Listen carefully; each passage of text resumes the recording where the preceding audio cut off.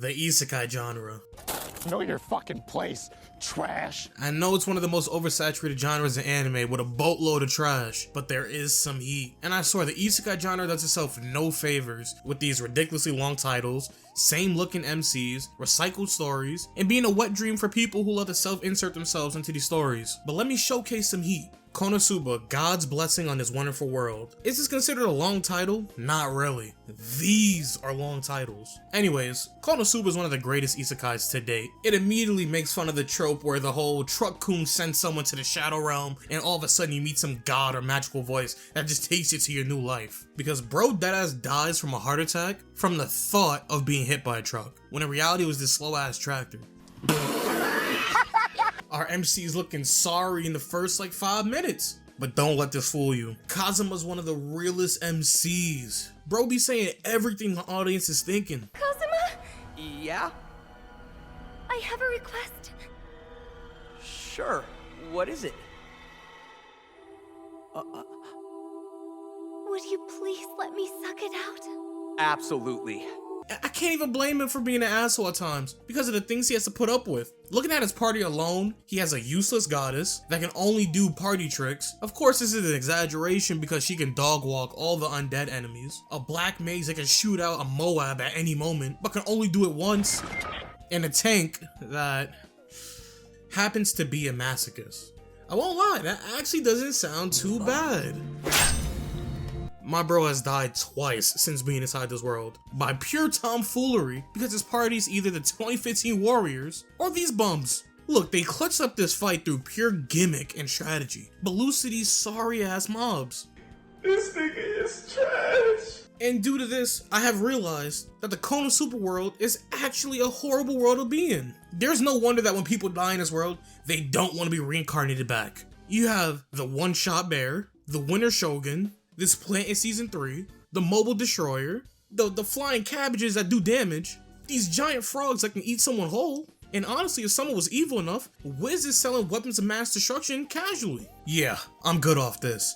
The only upside is that the majority of the people in the world are actually kinda chill. Even some of the Demon King generals are just trying to mind their business. And Mr. Suspicious over here, I got my eye on you, buddy. I know what you are, I just can't prove it yet. With this said, the entire cast and the situation Kazuma and his goof troop be getting into makes this show a must watch. Now, let's talk about a show that actually fooled me. I thought Ascendance of a Bookworm was just gonna be some casual, wholesome filler show, but it turned out to be medieval Shark Tank. This show doesn't just have the MC being transported into a new world.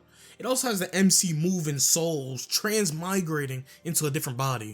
I woke up Chris Breezy. Urano, the original soul, deadass died in an avalanche of Flat Stanley books. She died to Captain Underpants books, but that doesn't reflect on my goat mind. She spawns it with a body that's at low HP and has a weakness debuff, but all she's worried about is reading that next Diary of a Wimpy Kid. And that's what makes mine the goat. Who cares about magic? Who cares about new skills? I need books. I need knowledge. And she uses this knowledge to get to the bag. As soon as she was able to move, she made shampoo for her family, eventually created different food recipes, and eventually after failing 2 times to make paper, she cooks up some plant paper so it's more affordable for everyone. I skipped past a good amount of her inventions that she has brought to this world, but she really does pull up on these nobles and merchants with a new invention like every other day. To the point where they started questioning, how the hell does she know all this? Everyone practically thinks she's like Giga Brain. Then randomly, out of the blue, mine starts going Super Saiyan. Whenever she gets emotional or a fever comes on, she just starts doing I don't really want to spoil it, so skip like 10 seconds from now. She really almost nuked the High Priestess heart just with her spiritual pressure alone. Is she? Her Super Saiyan state spawns randomly sometimes. She just be walking, then boom, thinks a little too hard, bam.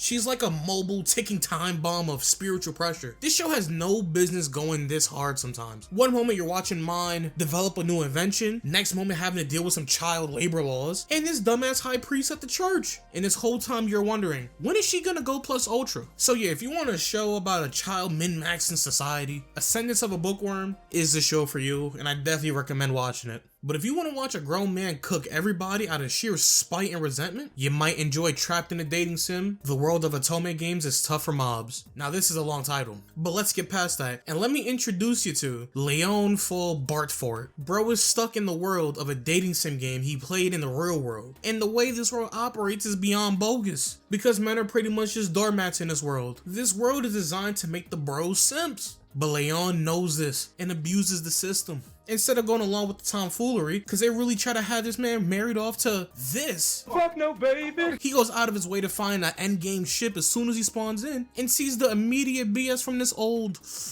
you know what, you just gotta hit her with one of these.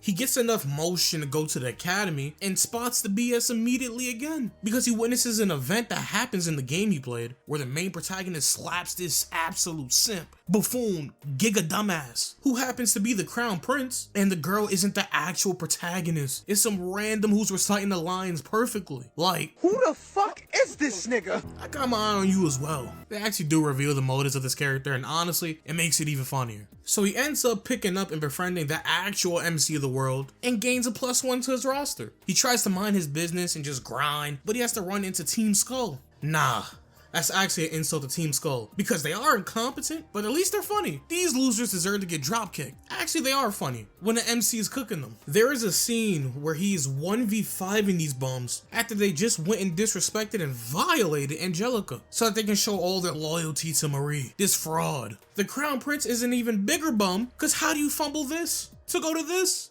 And to make it worse, she's using you. You poor soul. Well, hold this out.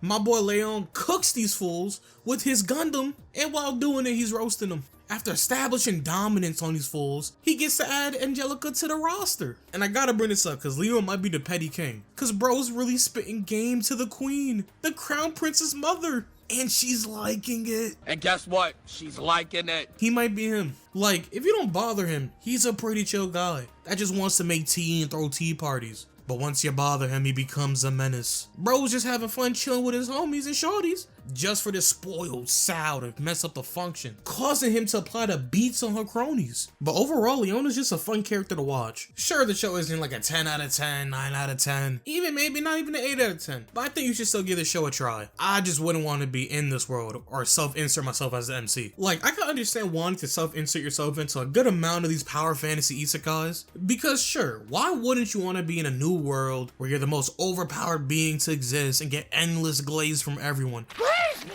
Glaze me! Especially from the opposite sex. Unless you get the short end of the stick and self-insert yourself as Subaru. No.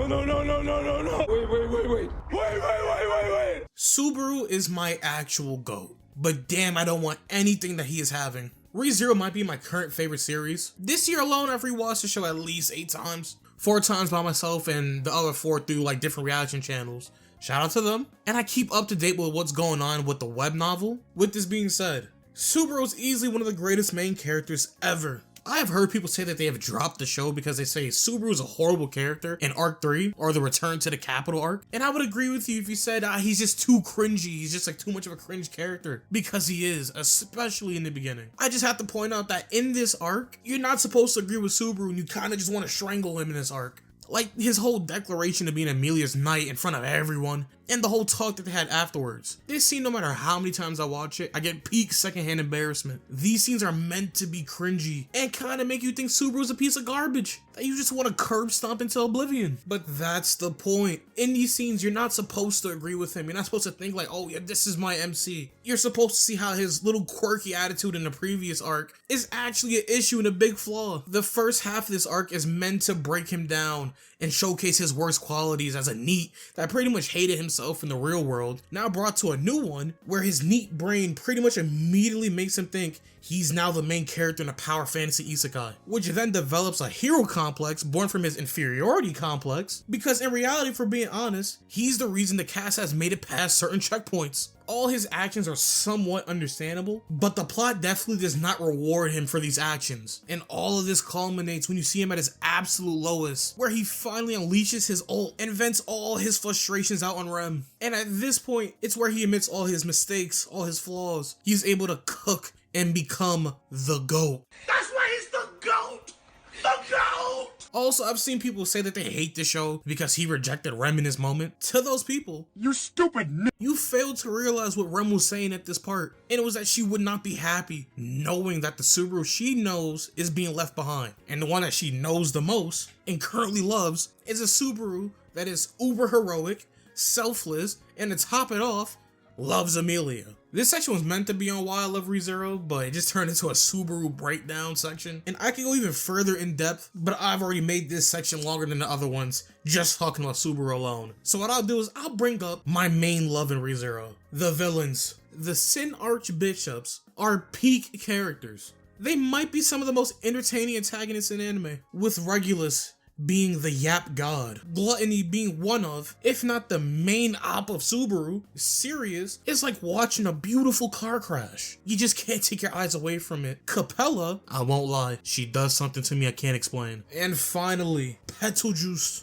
Easily one of the most fun characters to watch. The mannerisms, the voice acting, everything he does is just Go crazy! Go stupid! Ah! He's pretty much the reason that after Subaru hits rock bottom, he somehow makes him worse. I think we all know, Season 1, Episode 15, where Betelgeuse gets introduced, is easily the best episode in the show. If I were to ever do some ranking of like anime episodes, this is going to be up there. I'll end my ReZero TED Talk there because I could definitely keep going on, but I just think everyone should just give it a shot. And to wrap it all up, there's a good amount of isekais out there that actually deserve some praise and deserve some shoutouts, and not just disregarded because of all the other generic like some good ones I left out the video are like Overlord, Reincarnated as a Slime, Jobless Reincarnation, Saga of Tanya the Evil, Grimgar War, Eminence and Shadow, Tsukimichi Moonlit Fantasy, and I'll sneak in Familiar of Zero because I love that show to death. Even though I recognize it's a little mid, but go out there, watch some isekai anime, because you never know, you might run into some actual heat. Well anyways, like, comment, and subscribe, and I hope you guys have a great day.